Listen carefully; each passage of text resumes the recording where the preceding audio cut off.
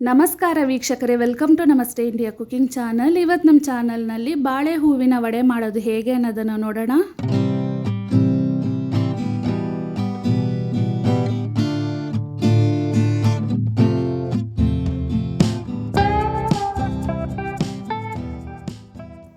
Gram ಅಷ್ಟು ಕಡಲೆಬೇಳೆಯನ್ನು ತಗೊಂಡಿದ್ದೀನಿ. ಇದನ್ನ ಒಂದು ಪಾತ್ರೆಯಲ್ಲಿ ಹಾಕಿ ನೀರನ್ನು ಸೇರಿಸಿ 2 ಅವರ್ ನೆನೆಯಕ್ಕೆ ಇಡ್ತಾ ಇದ್ದೀನಿ.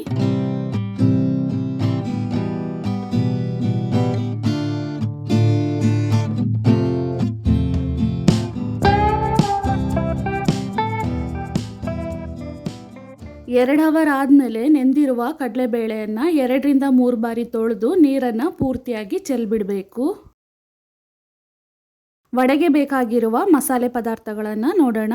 ದೊಡ್ಡ ಸೈಜ್ನ ಒಂದು ಬೆಳ್ಳುಳ್ಳಿ, 2 ಇಂಚಷ್ಟು ಶುಂಠಿ, ಬೆಳ್ಳುಳ್ಳಿಗಿಂತ ಶುಂಠಿ ಸ್ವಲ್ಪ ಕಡಿಮೆನೇ ಇರಬೇಕು, 2 ಚಿಕ್ಕ ತುಂಡು ಚಕ್ಕೆ, 4 ಲವಂಗ, 1.5 ಸ್ಪೂನ್ ಅಷ್ಟು ಸೋಂಪು ಕಾಳು, ಮೀಡಿಯಂ ಸೈಜ್ನ 3 ಈರುಳ್ಳಿಯನ್ನು ಚಿಕ್ಕದಾಗಿ ಕಟ್ ಮಾಡಿ ಇಟ್ಕೊಂಡಿದ್ದೀನಿ, 5 ಹಸಿರು ಮೆಣಸಿನಕಾಯಿ, 1 ಕೈ ತುಂಬ ಕೊತ್ತಂಬರಿ ಸೊಪ್ಪು ಮತ್ತು 4 ಕಡ್ಡಿಯಷ್ಟು ಕರಿಬೇವಿನ ಸೊಪ್ಪು. ಒಂದು ಮಿಕ್ಸಿ ಜಾರ್ನಲ್ಲಿ ಮೊದಲಿಗೆ ಶುಂಠಿ, ಬೆಳ್ಳುಳ್ಳಿ, ಚಕ್ಕೆ, ಲವಂಗ, ಸೋಂಪು ಕಾಳನ್ನು ಹಾಕಿ 1 ರೌಂಡ್ ಸುತ್ತಿಸ್ಕೊಳ್ತಾ ಇದ್ದೀನಿ.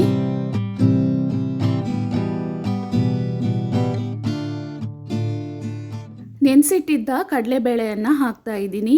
ನೀರೇನು ಹಾಕ್ದೇನೆ ಇದನ್ನು ತರಿತರಿಯಾಗಿ ರುಬ್ಕೊಬೇಕು. ಇದೇ ರೀತಿನೇ ಪೂರ್ತಿ ಬೇಳೆಯನ್ನು ರುಬ್ಕೊಳ್ತಾ ಇದ್ದೀನಿ.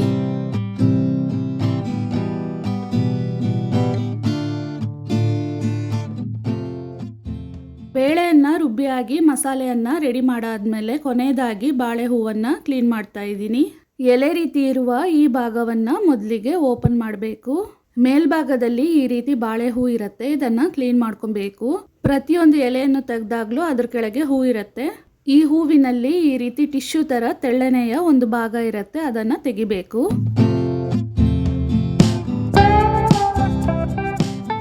ಅದಾದ್ಮೇಲೆ ದಾಸವಾಳ ಹೂವಿನ ಮಧ್ಯದಲ್ಲಿ ಇರೋ ಥರ ಒಂದು ಬಡ್ಡು ಇರುತ್ತೆ, ಅದನ್ನು ಮಾತ್ರ ತೆಗಿಬೇಕು. ಹೂವಲ್ಲಿ ಈ ರೀತಿ ದಂಟು ಥರ ಒಂದು ಗಟ್ಟಿ ಭಾಗ ಇರುತ್ತೆ, ಇದನ್ನು ಸಹ ತೆಗೆದು ಬಿಡಬೇಕು. ಇಲ್ಲ ಅಂದರೆ ಕಹಿ ಅಥವಾ ಒಗರು ಟೇಸ್ಟ್ ಬಂದ್ಬಿಡತ್ತೆ. ಇಷ್ಟು ಹೂವನ್ನು ಮಾತ್ರ ಬಳಸಬೇಕು. ಇದೇ ರೀತಿ ಪೂರ್ತಿ ಹೂವನ್ನು ಕ್ಲೀನ್ ಮಾಡಿಟ್ಟಿದ್ದೀನಿ. ಬಾಳೆ ಹೂವನ್ನು ಸಣ್ಣದಾಗಿ ಕಟ್ ಮಾಡ್ತಾ ಇದ್ದೀನಿ. ಇದನ್ನ ನೀರು ಅಥವಾ ಮಜ್ಜಿಗೆನಲ್ಲಿ ಹಾಕಿಡ್ಬೋದು. ಏನೇ ನೀರಲ್ಲಿ ಹಾಕಿಟ್ಟಿದ್ರೇನು ಅದರ ಬಣ್ಣ ಸ್ವಲ್ಪ ಬದಲಾಗತ್ತೆ. ಕ್ಲೀನ್ ಮಾಡಬೇಕಾದ್ರೇನು ಅಷ್ಟೇ, ಬೆರಳೆಲ್ಲ ಸ್ವಲ್ಪ ಕಪ್ಪಾಗತ್ತೆ. ಸೋಪನ್ನು ಹಾಕಿ ನಾರಿಂದ ಉಜ್ಜಿ ಕೈ ತೊಳೆದಾಗ ಅದು ಹೊರಟೋಗತ್ತೆ.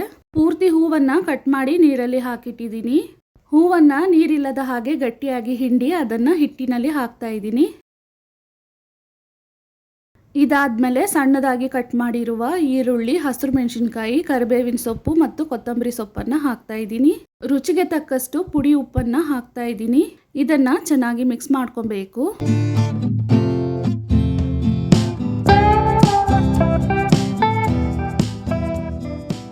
ಇದನ್ನು ಚೆನ್ನಾಗಿ ಮಿಕ್ಸ್ ಮಾಡಿ ಹಿಟ್ಟನ್ನು ಒಂಚೂರು ಟೇಸ್ಟ್ ಮಾಡಿದಾಗ 1 ಚಿಟಿಕೆಯಷ್ಟು ಉಪ್ಪು ಜಾಸ್ತಿ ಇದೆ ಏನೋ ಅನ್ನಿಸ್ಬೇಕು.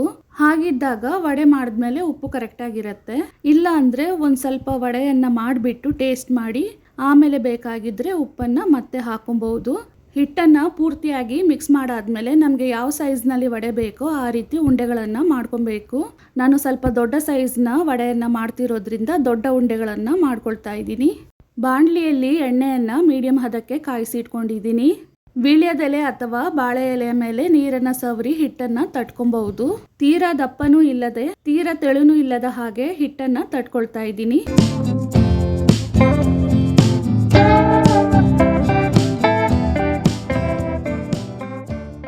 ಇದನ್ನ ಎಣ್ಣೆಯಲ್ಲಿ ಹಾಕಿ ಸ್ವಲ್ಪ ಬೆಂದಾದ್ಮೇಲೆ ಒಂದು ಕಡೆ ತಿರುಗಿಸಿ ಹಾಕಿ 2 ಕಡೆನೂ ಹೊಂಬಣ್ಣ ಬರೋವರೆಗೂ ಬೇಯಿಸ್ಕೊಬೇಕು.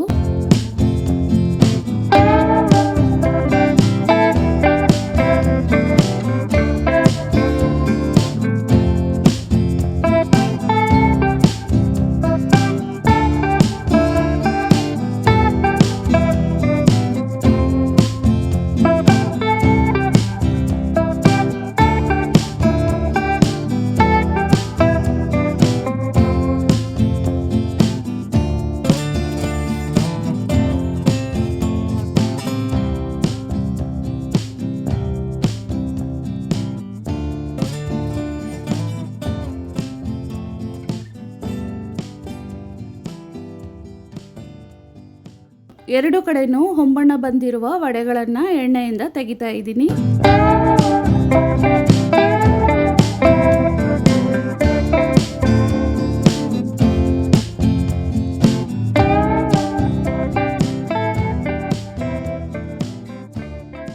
ಆರೋಗ್ಯಕರವಾದ ಮತ್ತು ರುಚಿಕರವಾದ ಬಾಳೆ ಹೂವಿನ ವಡೆ ಇವಾಗ ತಯಾರಾಗಿದೆ.